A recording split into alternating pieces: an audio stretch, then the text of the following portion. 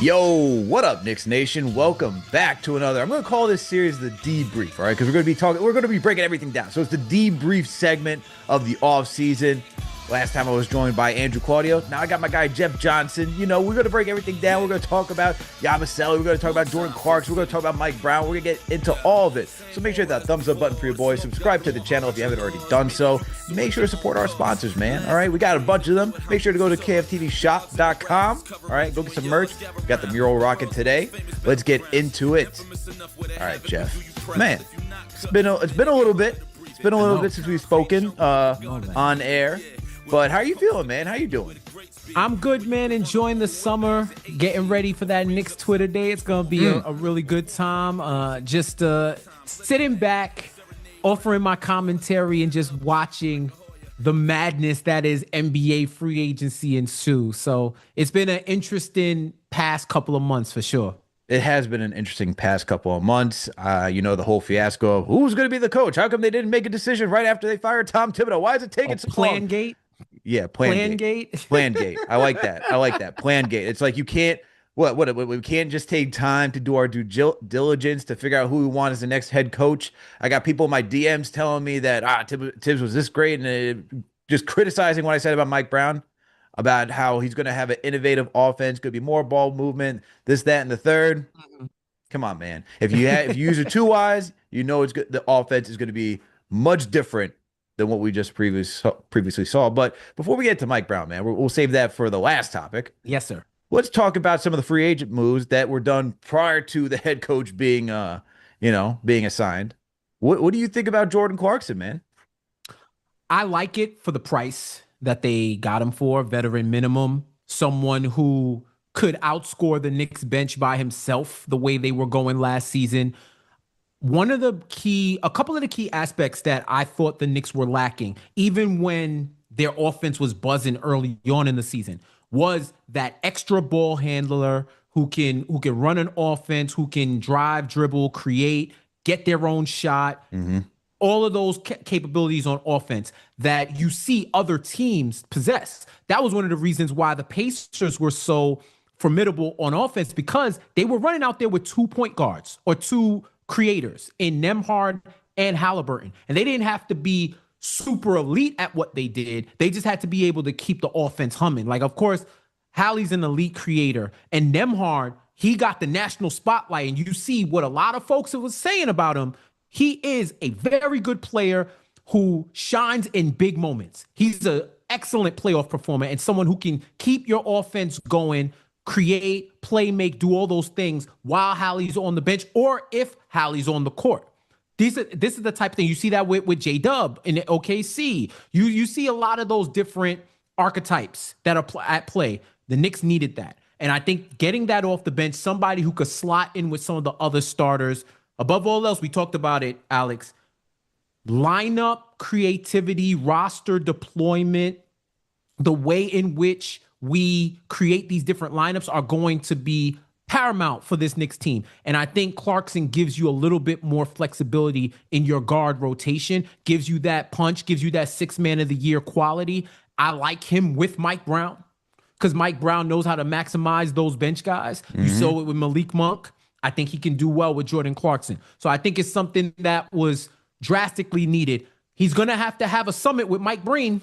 I'll tell you that much. He's going to have a summit with Mike Breen because Mike Breen was fed up when the Jazz played the Knicks. But I do think I'm not going to hold Jazz deficiencies against him. I'm not going to hold that Jazz timeline against him because, come on, we knew there was a tank in Salt Lake City that had unlimited gas and was looking for its destination, being Cooper Flag or whoever else. So we knew that they empowered him probably a lot more than you wanted to. And he was just out there doing his thing, getting buckets. If he can get back to early 2020s Clarkson and that level of efficiency to add on to what else he has, I think that's going to be a solid pickup. Absolutely, man. And look, we did the free agency show with shout out to George to Into the Knicks Verse and CP, and this is before. Look, they told to me that both of them were bought out, him and Russell Westbrook, and I was like, I guess Russ, seeing that just seeing how cheap the contract was, you can easily trade for him. And then once they told me, hey, both of them were just, bought out. I was like, oh, I'm going with Jordan Clarkson. And Yep. it's just so different because, as you already mentioned, we're talking about a three-level score. Forget this past season. You're right on that. It's the team. Everyone wanted out, man. What are we doing out there? Like they weren't competing. And if you're not competing, you're going out there. What energy do you have to give to a losing situation, a constant losing situation, right? So for Jordan Clarkson, I'm not even going to look at this year. Like you just look at his cleaning the glass numbers, it's below than what his averages were, right? You look at his statistics, not the greatest for this past season. But I agree with you 100%. You needed that extra guy who can create for themselves. And that's something that we missed when we got rid of Emmanuel quickly, right? Yep. Even with Quentin Grimes, after they did that deal for OG, they gave Grimes a little bit of a test run with that bench unit. Obviously, he wasn't happy with the situation, got shipped off to Detroit for Burks and Boyan. But without those guys, you just saw this Knicks team struggle. And it's like you needed somebody else in here. And while we tried to get that out of campaign, which, look, even for as frustrated I got towards the end of the season, I understood that this is a cheap deal. You're taking a flyer on the guy. It was just at that point, and obviously much different. We'll talk about when we get into Mike Brown, is that Mhm. he was way past his welcome because you just weren't getting anything out of him. Clarkson, I feel like he can have a bounce back. He's going to be in a new market, a market that fits his style. He likes fashion, so he could be rejuvenated joining this team, a team that's competing for a championship. We're talking about a team that was 2 games away from beating the Indiana Pacers the way they were currently constructed without a second guy who can initiate and create offense. Mhm. So that should be different, especially when you look at the East that has been decimated with injuries, even though things have been changing, right? You don't have Dame. Dame is now away from the Bucks, but I still don't trust that Bucks team without a true floor, like a true floor general and creator. Pacers are going to be out for this season. The Celtics without Tatum, they just overhauled their roster. It looks like they're taking a year off based on the signings that they just did. So this is going to be an open shot for the Knicks. And I think for somebody like Clarkson, when you're on a 1 year deal, you're trying to prove it and not be out of the league. Why not bounce back in the season? A contract year player, man, is my favorite type of player who's looking to prove themselves after a down year. So I got a lot of faith in Jordan Clarkson, man. I know we're going to have some head scratching moments because that's just who he is as a player, That's what you but sign up for. what do you like? I guess are there any concerns with Jordan Clarkson that you have? Because we could talk about all the good things, but are there any concerns? If the Jordan Clarkson that showed up against the Knicks, that Mike Breen wanted to like excommunicate to overseas, that's the player I don't want to see. Hmm. That's the only thing. He feels like the new game plus version of campaign. Mm. Little more controlled, better scorer. Probably you have more confidence in his YOLO shots than Payne. And let me just say, as an aside, Campaign won them a playoff game, and he was an excellent minimum signing.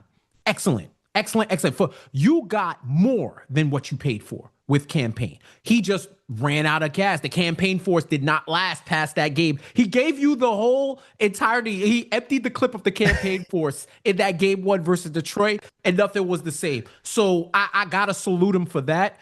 What you would want is that type of guy more consistently. And I think Yep. that's what Jordan Clarkson will give you. He just has to be able to contain himself.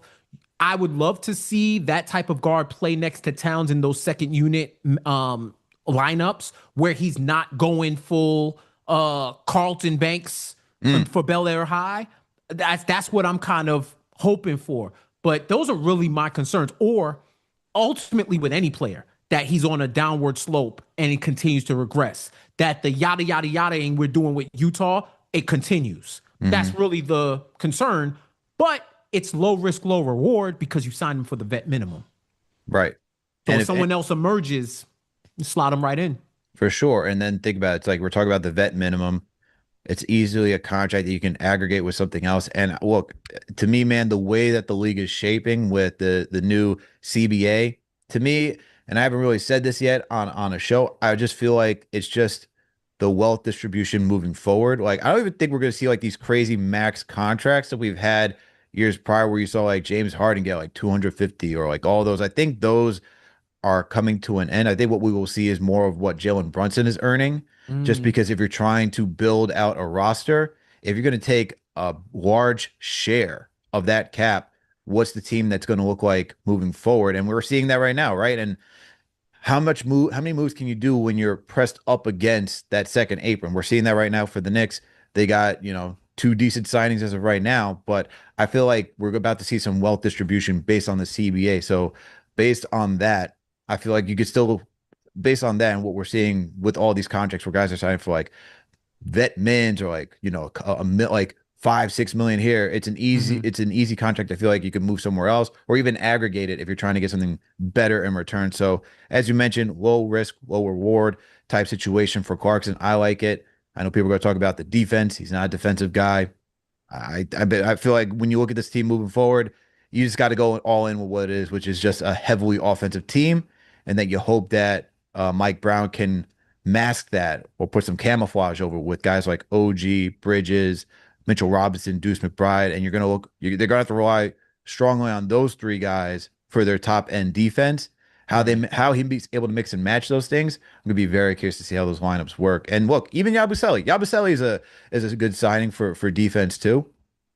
I guess before we move on to Yabusele, is there any concerns offensively? Because when you looked at this team last year, it was like second unit was primarily Cat with the second unit and Hmm. get again to work.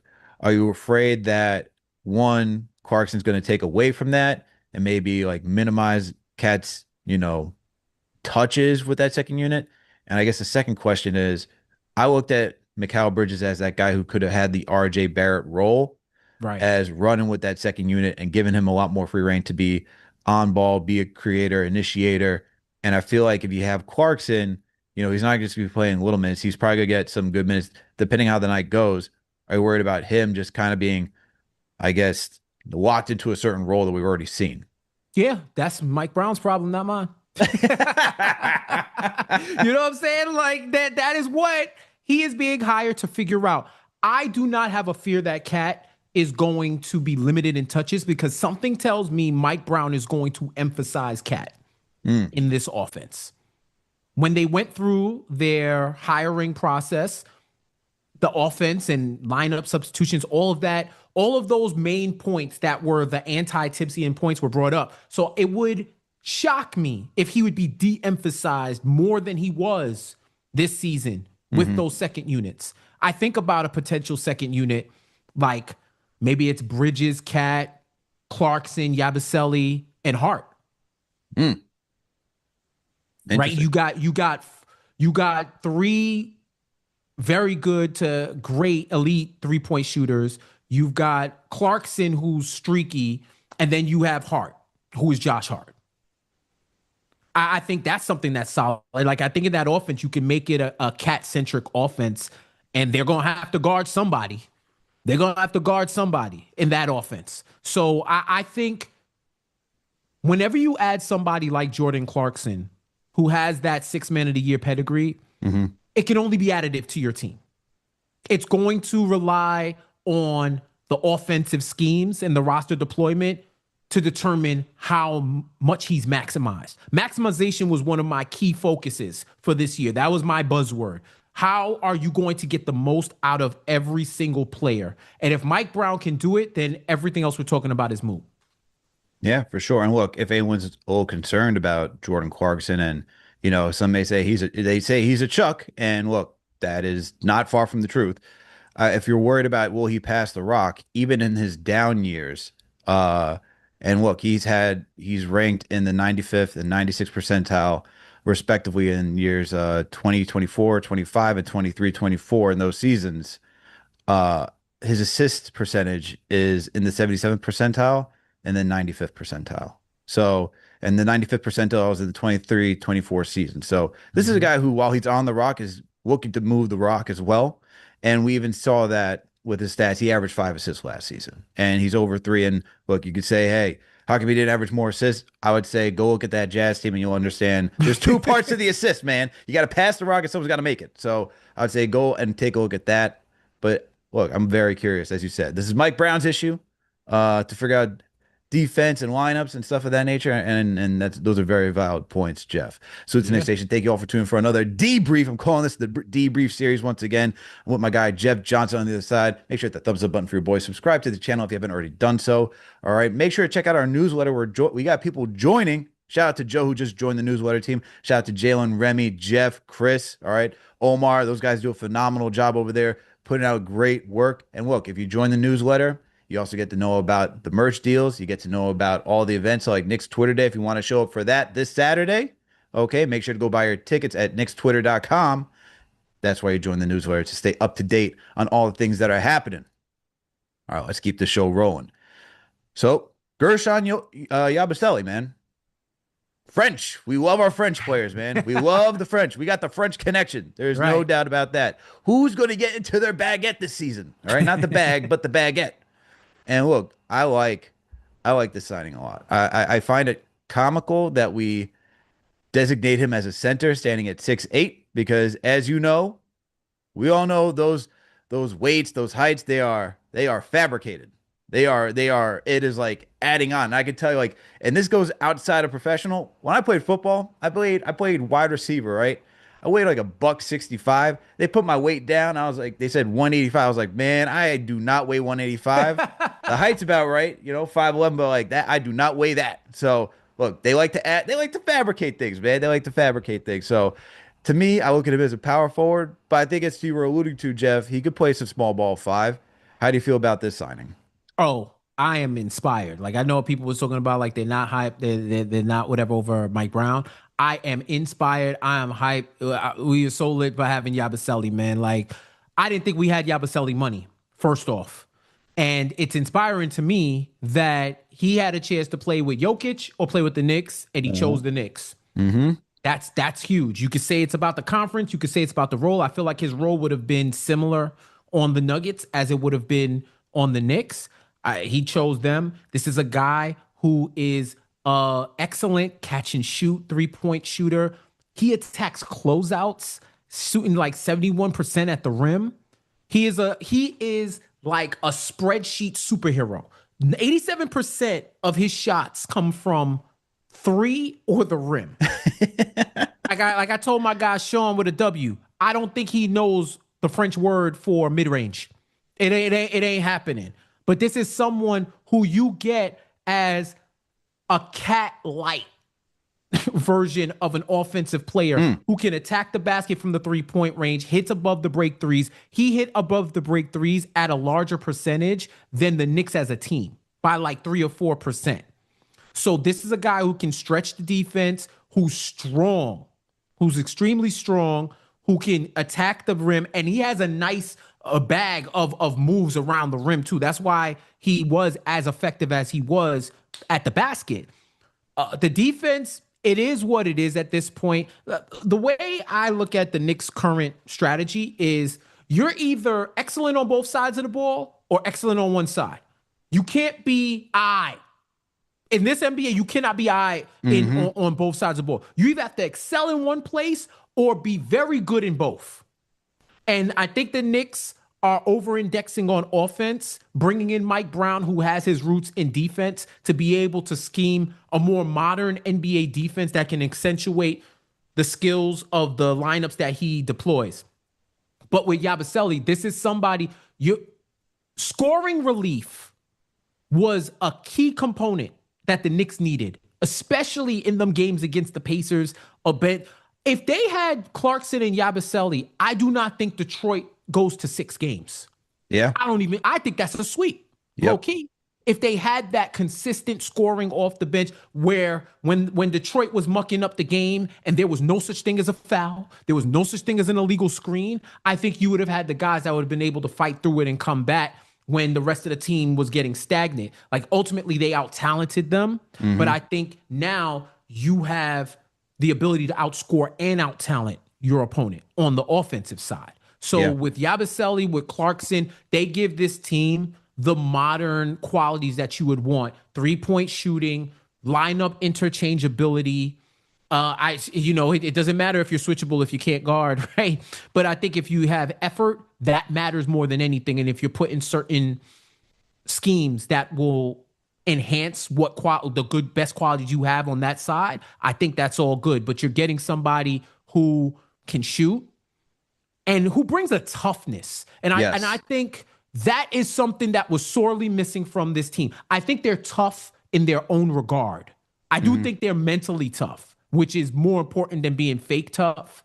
But I do think you need to have that edge on your team to where nobody fights in the NBA, but you got to have somebody who establishes a clear line and the other opponents know if you cross that line, they're going to bring you back on the other side of the line. And I think between Clarkson and Yabusele, you are injecting that edge back into your team again. And that more than anything, especially with what I saw in the NBA Cup quarterfinals against the Hawks, I feel like that is sorely needed more than anything. For sure. And look, that was missed when Isaiah Hartenstein left because he was the guy that set that line, right? And we could even say, look at that NBA Finals where I won't forget where, Obi, I forget, he had like it was a question. I think it was a flagrant foul, right? Right. And then you have Hartenstein who's running up there, shoves him, and the two former Knicks getting into a little heated discussion, but you need somebody that's going to say, hey, you're not going to intimidate us. You're not going to bully us. We're going to set this line right here. And definitely Jordan Clarkson, we know he's ready to swing. And Every time. Yabusele, that man's a unit. All right. That man is an absolute unit. Standing at 6'8". I mean, it's funny because I look at cleaning the glass and how he's designated. He's designated as big. And that's like the That's it. perfect designation for him. He is big. All right. And with a guy like him, to me, I look at it as, you know, this is how I feel about it, Jeff. Josh Hart made the call to the front office, say, look, man, you guys have me playing power forward. I'm exhausted. All right. I am 6'4". All right. Y'all like to fabricate my height, being at 6'5" on some nights. All right. I am not a power forward. And we got Nick's Twitter out here saying that I'm a center. Right. No, I am not doing this anymore. Go get somebody who could do what I do, who's a little bit bigger. And that's essentially how I look at Yabusele. I mean, look, you talked about this is a guy who doesn't like the mid range.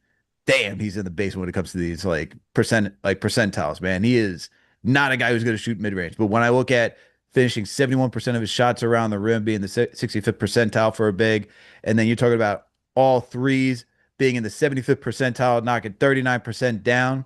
That's what this team needs, especially in the modern NBA where it's a lot of layups and threes. He does that effectively. And then, look, if you're talking about guarding, playing small ball five, doing what Draymond Green does, he has that frame to do that. We even saw that. Look, I was very impressed with his play in the Olympics. I mean, we all can't forget where he baptized LeBron James, right? But that type of strength to do that against LeBron, even for LeBron's age, right? Still talking about the king. And for him to do that, I think that says a lot about who he is as a player, Yep. the fearlessness of who he is too. And so he just adds that element, man. And you need that, especially when, look, I think another thing that we have to talk about is when we watch this team and with Tibbs' over reliance on that 5, 6, 7, whatever you want to talk about, we didn't have another true power forward we can go to. Mhm. If you're going to maximize the double big lineups, and I know we talk about Mitch and Cat, Yabusele out there with either Cat or Mitch is another threat because you're either going to have two bigs that can just play some solid defense, right? Or you're going to have two bigs that can knock down shots and one playing better defense than the other, and that's switchable. And so you can still hide Cat at that four position for Yabusele, with using Yabusele, who can, not saying he's going to stop guys like Jokic or even a Joel Embiid if Joel Embiid's very healthy, right? But Mhm. still, he gives you that resistance, and still he can even help. Like if you want to double and do stuff like that, it won't be easy for anyone that you match up with. I do like the signing of Yabusele. It's going to be these two guys, as you mentioned. If we had these guys, now we have a legitimate nine, Yeah. right? This is a legitimate nine. You want to talk about putting one of the young kids, like want to talk about Kolek or Hukporti? Sure, that'll be your 10th guy right there. But this team has a legitimate nine now. And I think to your point, when I look at Yabusele and why he chose the Knicks, look, man, we got to be real and say you got to look at the conferences and look at like how close teams were to where they needed to be. Would you rather go to a stacked Western Conference, join the Nuggets, and say we got to compete with OKC who just beat us? We got to compete with the Rockets who just Mhm. made all their signings. And then where does Denver even fall on that? All right. I know Dow's going to take a year, but even if you sign with Denver, like they are going to be coming back. It's like there's that thought process too. Like, what avenue gives me the closest reach to a title? Because look what happened to Bruce Brown when he was on the Nuggets, right? All you got to do is just demonstrate how valuable you are as a role player, and you can still go get paid. Yeah. right? And so even Yabusele, that's another guy to me who's like he fits that Bruce Brown mold. Mm-hmm. So all you got to do, be part of a team, show how valuable you are as a role player, and I think that's the foresight in saying, what's the next contract? I know I'm taking West now, but how am I going to make more next year? And he signed with Philly. They were just doggish this year. All Mm-hmm. right, I get to stay in the division too, and that's the other thing no one's talking about. He stayed in division. All right, stayed in division and went to New York. So I like the signing. There's a One, lot of untapped playmaking with him too. I've seen a lot mm-hmm. of his assists or his expected assists. Yep. He has a little Hartenstein to him too, with the backdoor. You cut backdoor, he can feed you the rock. So give and go, dribble, handoff, pick and roll, pick and pop. You can't have too many of those type of guys on your squad. So I think Knicks fans, and I think he's going to be a fan favorite. Someone, and I wish I could give you the credit. I apologize in advance, but somebody said he was like Anthony Mason. He had like an Mm. Anthony Mason type build, and I've said for years, if Anthony Mason played today or even 10 years ago, that dude would be one of one. Yeah. Like real rap. Still is Like one of one. he was ahead of his time. He was low key ahead of his time. But like I think Yabusele is gonna be a fan favorite for sure. Absolutely. Salute to Knicks Nation. Thank you all for tuning in for another debrief with me on this side is my guy, Jeff Johnson. We're breaking these things down. We're breaking down the two top free agent signings for the Knicks. If you want to talk about draft, we did draft coverage. You can go back into the archives and go check that out. But now we're on to the piece de la resistance since we got French people. All right, man. You know what I mean? We got French. I gotta throw the French out there now. All right. Pacome Dadier. All right. We gotta do it, man. Diawara. Yeah. We got too many French. It's just crazy. Absolutely Yeah. crazy. But let's talk about Mike Brown. This is we could look at the roster all day, and that was the gripe with Tom Thibodeau. We could look at the roster all day on paper and be like, oh, they should do this, how far they can go. But it's all going to come down to mostly I'm going to go with it's always going to be to me like 70% the players. They got to go out there and execute, play. They're the ones doing the job. They got to go out there and do the damn thing. The other 30 to 40% is going to be the head coach. How do you design things? How do you keep everybody engaged? How are you that motivational speaker? How do you handle like the heat when the team's not playing well? Like this is going to be the player's confidant too, right? How do you maintain those locker room relationships? How do you maintain that relationship with the front office? These are all things CP reported when they want to say, all right, you want to focus on development for the young players, make sure they get playing time, be more creative offensively, use the depth that you got, and then be collaborative with everybody outside of the front office, the medical staff, your coaching staff, the whole 9 yards. This is on you, Mike Brown. All right. Welcome to the probably the most pressured job that you have. All right. You played in you've coached in major markets. Welcome to New York. But Jeff, how you feeling about the signing? Are you excited? You upset? Where are you at? Man, I feel good. I feel good about it, man. I think if you were going to get a coach from what's available, I think you couldn't really do no worse than Mike Brown. There were a lot of solid candidates. Let's say that first off. There was a lot of solid candidates. But I think if you want somebody who can handle the pressure of expectations, Mike Brown is within that archetype too, because he's been in San Antonio, he's been in Golden State, won 4 championships as an assistant. He's coached LeBron, he's coached Kobe, he's coached KD, Steph, Dre, Clay. He's coached high-level NBA players and some of the all-time greats. He's been in situations where he knew he would get none of the credit and all of the blame. He's been in situations where he's had to remake a franchise, like in Sacramento. He's gone through a role-playing game worth of narrative and storyline with the different boxes that you could check out in different situations. Like if you go on a job interview and you say, well, give me an example of when you were in a high pressure situation and you had to figure out a solution.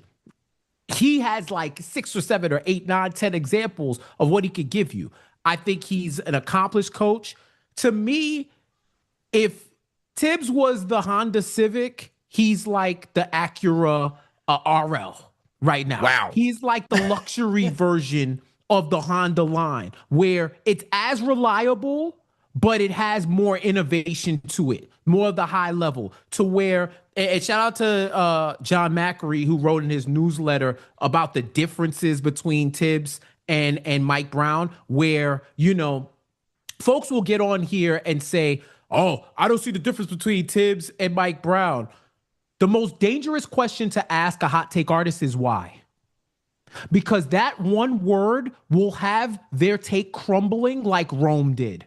Mm-hmm. That's just what it is, because they need to explain. And you know how sometimes you talk and you're like, damn, that sounds stupid, but you got to keep going, because to just pause out of nowhere would be weird. How some people, you can see it in their face. That's how they sound. They have similarities in that they're no nonsense. They have an old school approach to coaching. They have a level of accountability, but you have seen Mike Brown implement his innovation and the things that he's learned in his next stops.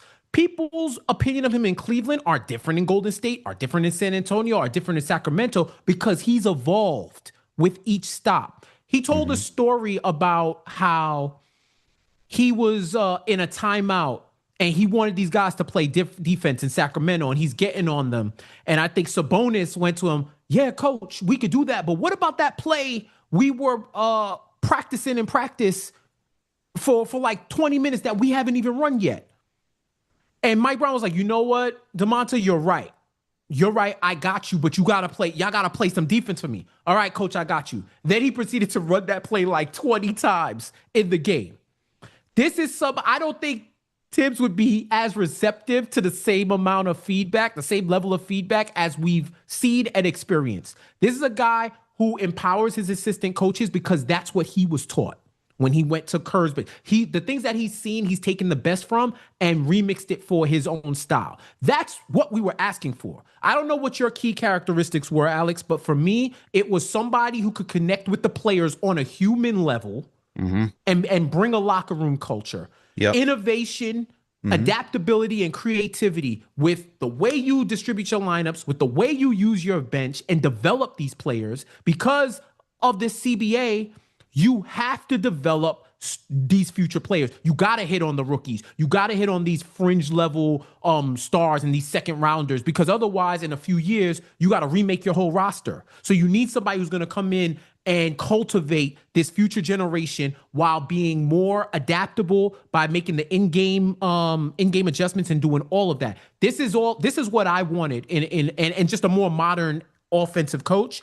And I believe Mike Brown is that. I do not need a splash signing. I do not need excitement, because where has that gotten us? You know what was exciting? Andrea Bargnani. Fizdale was exciting at one point. Andrea Bargnani. Phil Jackson was exciting. Yep. This is exciting. What has excitement gotten us? So I like the stability. I like somebody who's evolved from what they've seen. And yes, I do like somebody who's more collaborative, because that shows that in any organization, any successful organization, it isn't a one-man band. For sure. It is a diversity of opinions, of experiences, and different perspectives that can come together and give you the best result. And that's what the Knicks need right now, especially as a team that's built to win now. That's what they need, and I think that's what they're getting with Mike Brown. 1,000%. I agree with you on all the points of what I wanted out of a head coach. I will say that I'm not excited. I'm not low on Mike Brown. I'm kind of indifferent, to be honest. At this point, I know what the resume is. I know he has a winning record. I know what he's capable of doing. I think for me, it's more so I know what this roster is. Can you achieve with this roster at this point? All right. And that's where that's going to be the great for me. I'm not going to, because I see people on Twitter saying this is the greatest signing, this is the worst signing. And honestly, it's just, I got to stay waterman. I'll go with what I see and how the season unfolds. We already know what the expectation is.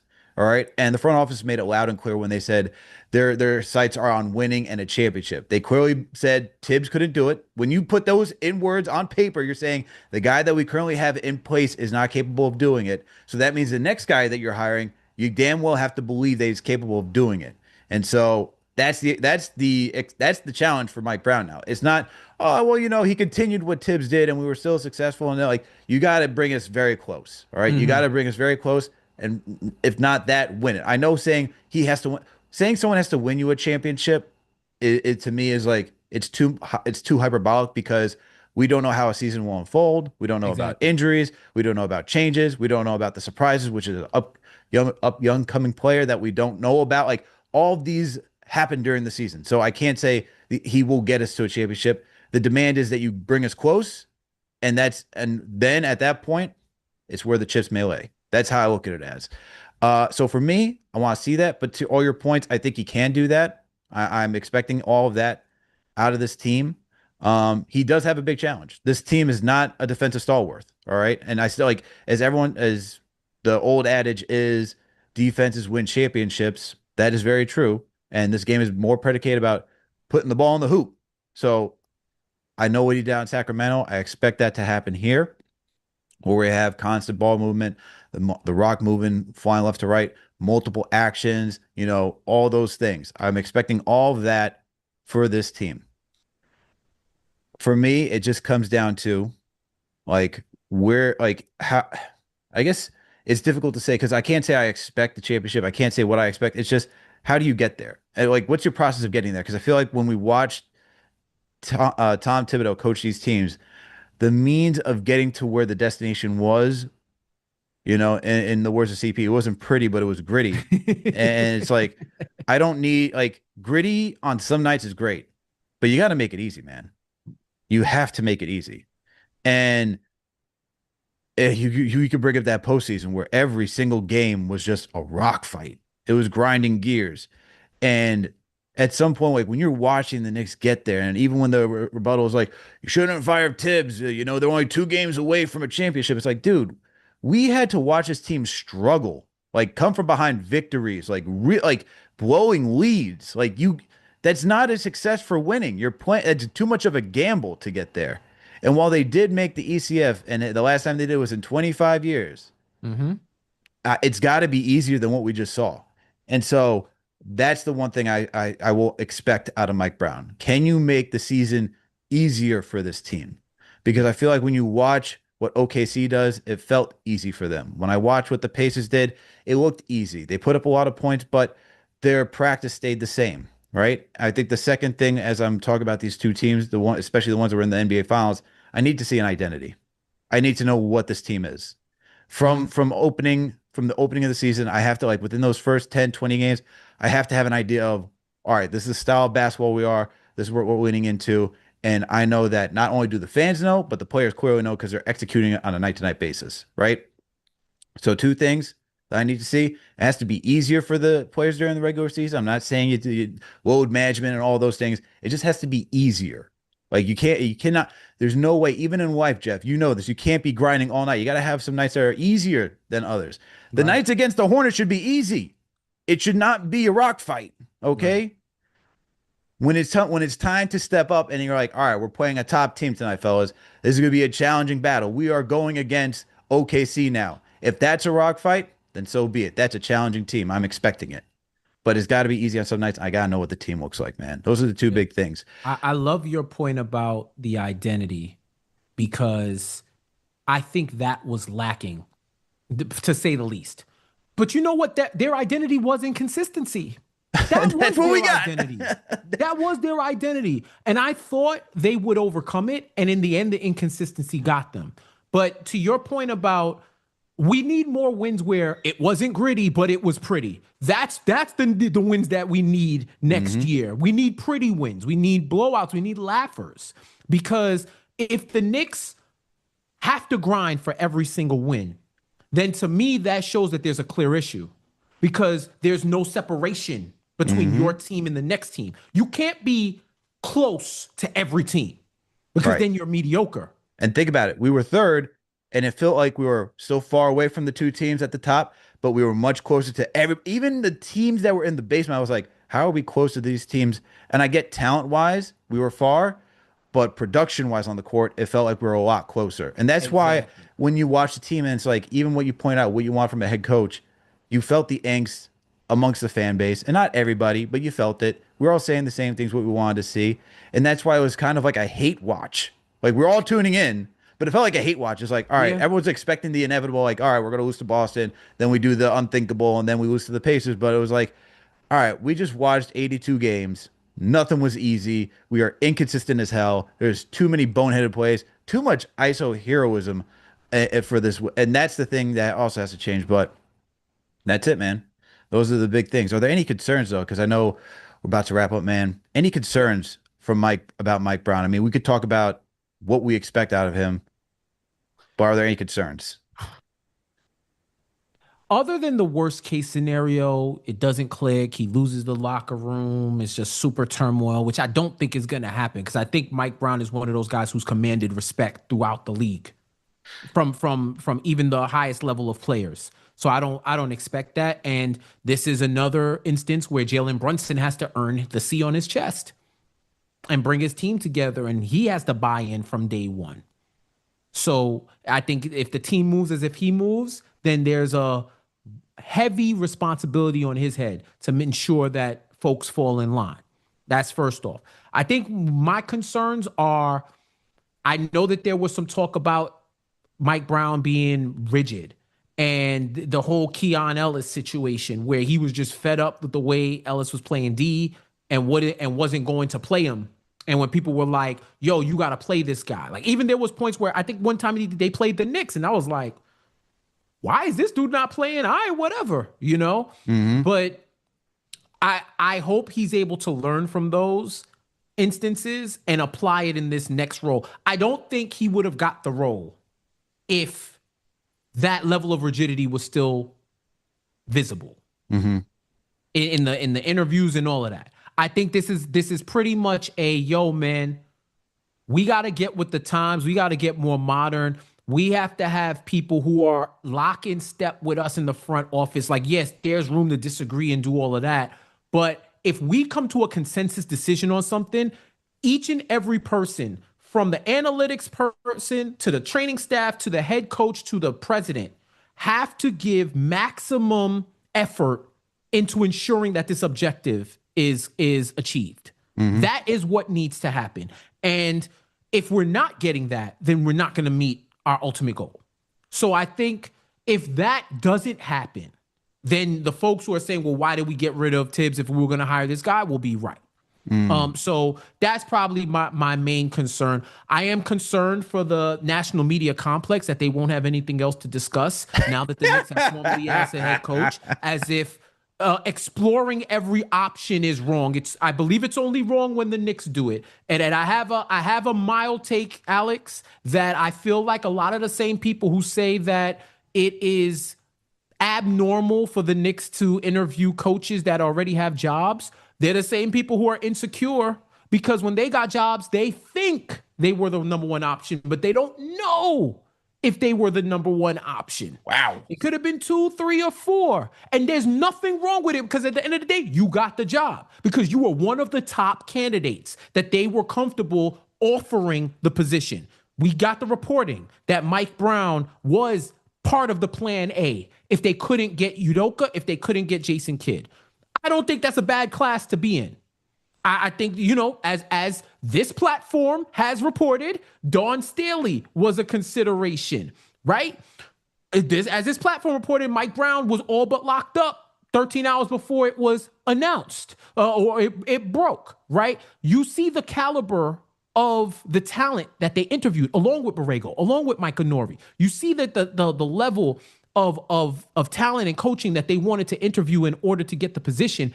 And it's just mind-boggling that this team was dragged for expanding their net and try to hire people and being told that there wasn't a plan when people can't even tell you why they think there wasn't a plan. Yes, the plan was they didn't want Tibbs to be the coach anymore and they wanted a new coach. They had a list, they went through their list, and they selected their candidate. But this is abnormal? Like, what are we talking about here?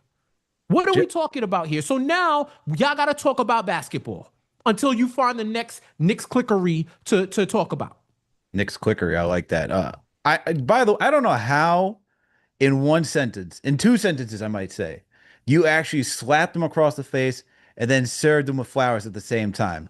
The fact that you're like, hey, there were other candidates better than you, but you got the job because you were a top candidate. It's like, oh, damn, why'd you hit me? Oh, thank you for thinking I'm a top candidate. Appreciate it, man. That is very impressive how you did that. And for people who do that, don't do that while you're on a date, man. No, don't be like, oh, by the way, you were the third call I made tonight, man. So don't worry. But the fact remains, usually in these situations, there might be a couple of candidates. Yeah. But you don't know who's number two. Right. Clearly, if you're trying to interview somebody under contract, they're a number one choice. That's the problem. But I've seen the Nuggets fired their coach and their GM before the playoffs. And in the last 2 weeks, they just settled on the guy that was the interim coach. But it wasn't said that they didn't have a plan. It's just hilarious to me. It's really hilarious, dog. But yeah. By the way, the guy that they fired, he has yet to land a job. Doesn't that say a lot? But and by the way, the same team was ridiculed for not interviewing Mike Malone. But yet, I know there's not a lot of vacancies, but if this guy's on the market and you want him, he's there. He's there to be had. It is what it is. We know what this is. You've been doing this long enough where you know what it is. And I tell the fans and anybody listening, this is more so just holding a mirror to the opinions and the narratives that you consume throughout the day, while being able to recognize everything that's being said and filter it out to what it really is. Yep. Yes. If there is credible reporting that there was no plan in mind, cool. We didn't get that. We did not. There's a lot of speculation, but everything that you're hearing now sounds like a plan. Yeah, it sounds like they identified what they want out of a guy, interviewed the people who they had on their list to see who they could interview and see, did you align with our vision? Could you align with it? And they chose the guy that could, man. Exactly. Sorry to cut you off, but it is. No. It's all good. Because I would have went into an infinite loop because it pisses me off, bro. It is, especially when people keep trying to use the Knicks fans and the Knicks name for fodder. But yes, they brought a lot of it on themselves throughout the years, but we got to keep it real. Y'all been criticizing Tibbs about the same stuff year after year after year. And the minute the Knicks say, you know what, you're right. Not like that. And then you expect us to listen to your opinions in good faith.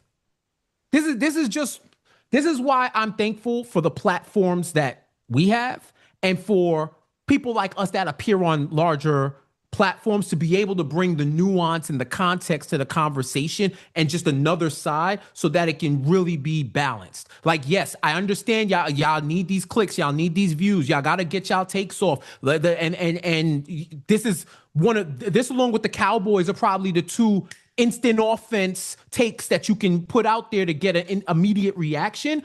But when you have the real countering you, that's when y'all get shook. Mm-hmm. That's right, because that means you got to do your research and know what you're talking about in order to do so. 100%. And that's why people come to us, man. That's why people come to us and talk about it, man. So, Jeff, I appreciate you for coming through and helping me break down, debriefing everything as always, my guy. Please let the listeners know where they can find you. And if you got any work up and coming, we should be on the lookout for. Yes, sir. Jeff J Says, all social media, and also the Jeff J Says YouTube channel. I host Casual Friday on Knicks Film School every Friday throughout the regular season. Days, times can be subject to change, just like any schedule, but you can catch me there. Also, NBA.com digital doing voiceovers of top 10 countdowns and plays. And, wherever you see your favorite content creators, say my name and I may appear. So definitely check it out and lock into all my socials if you want to hear more. There you go. Jeff popping out like the genie from Aladdin. That's how he is, man. That's how he is. Knicks Nation, appreciate you all for tuning for another debrief. All right, we just had to break down the free agent signings and talk about Mike Brown. Make sure to hit that thumbs up button for your boys. Subscribe to the channel if you haven't already done so. Make sure to give Jeff J Says a follow. All right, does phenomenal work on all of his platforms, covering the Knicks, covering even pop culture wrestling, man. That's why you gotta go check him out. He knows his damn thing, so make sure to give him a follow. And while you're over here at KFTV, make sure to go to KnicksFanTV.com shop so that way you can get some of this merch. Look, I got the mural on right now. I got the KFTV hat. All right, gonna be rocking some of the gear when you see us at Knicks Twitter Day this Saturday. So hope to see you all out there as well. Make sure to subscribe to the newsletter so that way you stay up to date on all the merch, all the sponsors, all the articles, just to see all the videos that we're dropping too. And always stay locked into right here, youtube.com/KnicksFanTV. where you can find us talking about the Knicks 24/7. It don't stop, people. It don't stop. All right, everyone. We'll catch you later. We out.